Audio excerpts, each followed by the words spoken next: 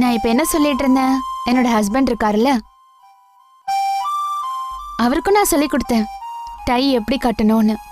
அவரும் உன்ன மாதிரி சரியான லூசு தான். என்னங்க? யா, and it's really disgusting. அப்புறம் நான் அவருக்கு இதையும் கத்து கொடுத்தேன், எந்த ஷர்ட்டுக்கு எந்த டை கட்டணும்னு. நேரா அசையாம நில்லு.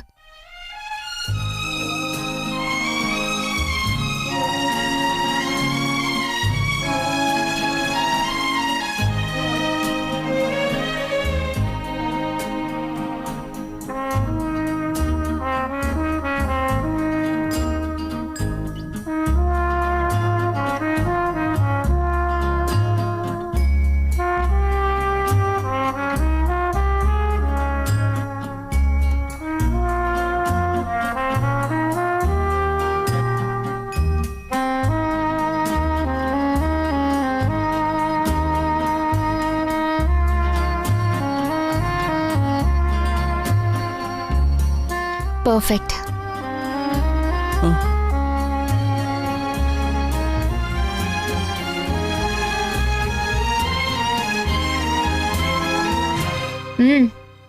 உனக்கு கொஞ்சம் கூட மனசு தெரியாதா? நான் உனக்காக டை கட்டி விட்டுருக்கேன், எனக்கு தேங்க்ஸ் கூட சொல்லல. தேங்க்ஸ். நில்லு. இப்ப என்ன? அப்பவே நினைச்சேன் நீ இந்த மாதிரி என்கிட்ட இருந்து ஓடுறதுக்காக உன்னோட பர்ஸை இப்படியே மறந்து வச்சுட்டு போவேன்னு. And you did exactly as I thought. இந்தா. நில்லு. நீ ஏன் என்கிட்ட இருந்து ஓடுறதுலயே இருக்க? நான் என்ன உன்னை கடிச்சா திங்க போறேன்? இல்ல ஆபீஸ்ல யாராவது கேர்ள் ஃப்ரெண்ட் வெயிட் பண்ணிட்டு இருக்காளா? போனை கூட மறந்துட்டு போற? சொல்லு, கேர்ள் ஃப்ரெண்ட் இருக்காளா? சொல்லு.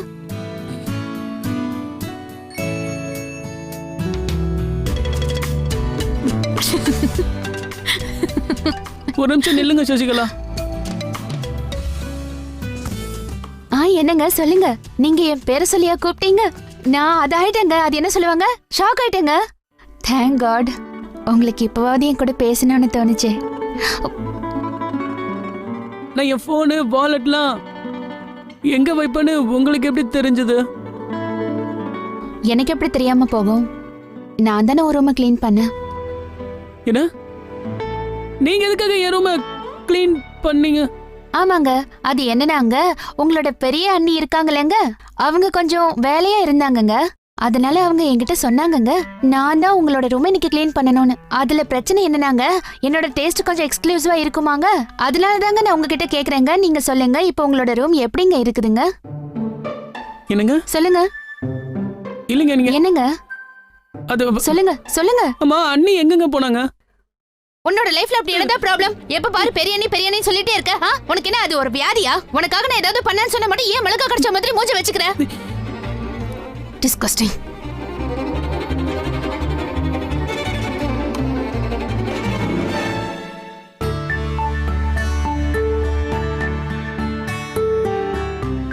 இவங்க அப்படி என்கிட்ட இருந்து என்னதான் எதிர்பார்க்கறாங்க?